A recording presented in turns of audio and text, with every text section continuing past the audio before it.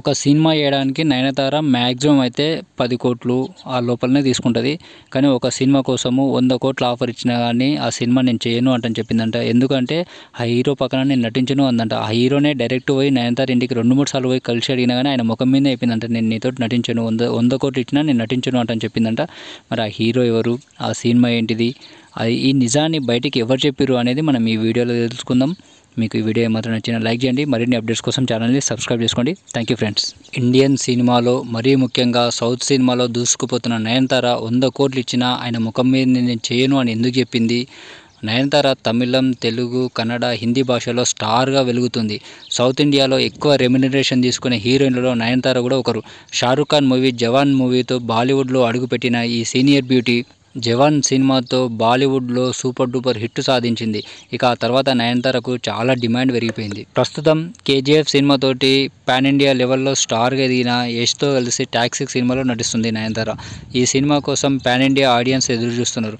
కానీ ఈ సినిమా షూటింగ్తో పాటు వివరాల గురించి చాలా సీక్రెట్గా ఉంచుతున్నారు.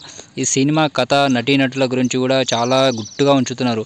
ఈ సినిమాలో ladies super star Nayanthara, Kiara Advani, హ్యుమా Qureshi ఇంకా చాలామంది నటిస్తున్నారని అంటున్నారు. మలయాళానికి చెందిన గీతూ మోహన్ దాస్ దర్శకత్వం వహిస్తున్న ఈ సినిమాలో నయనతార హీరోయిన్ కాకపోయినా కానీ చాలా ముఖ్యమైన పాత్ర పోషిస్తుందంటని చెప్పి మనకు తెలుస్తుంది. నయనతార, షారుఖ్ ఖాన్ కలిసి నటించిన జవాన్ మూవీ 1000 కోట్ల పైన కలెక్షన్ సాధించింది. ఈ సినిమాకు నయనతార 10 కోట్లు వసూలు చేసినట్టు తెలుస్తుంది. ఇక ఇప్పుడు నయనతార తన రెమ్యునరేషన్ పెంచుకుంటూ పోతుంది. కానీ ఒక హీరోతో మాత్రం ఎన్ని కోట్లు ఇచ్చిన నటించనని చెప్పిందంట. అది మనం ఇప్పుడు తెలుసుకుందాం. 10 కాదు 100 కోట్లు ఇచ్చినా పని చేయనని చెప్పింది. ఆ హీరో ఎవరో కాదు, శరవణన్. అతను తమిళ నటుడు. 2022లో వచ్చిన ది లెజెండ్ సినిమా రిలీజ్ అయింది. శరవణన్ హీరోగా నటించిన ఈ సినిమా హిట్ కాలేదు. నయనతార ఈ సినిమాలో హీరోయిన్గా నటించాలని శరవణన్ చాలా ప్రయత్నాలు చేసిందంట. కానీ నయనతార ఒప్పుకోలేదు. దాంతో నయనతార బదులు బాలీవుడ్ నటి ఊర్వశి రతౌలా శరవణన్కు హీరోయిన్గా నటించింది. రెమ్యునరేషన్ విషయంలో బాలీవుడ్ హీరోయిన్లు దీపికా పదుకొనే, ఆలియా భట్ చాలా ముందున్నారు. దీపికా పదుకొనే, ఆలియా భట్ రెమ్యునరేషన్ 15 నుంచి 30 కోట్ల మధ్యలో తీసుకుంటున్నారు.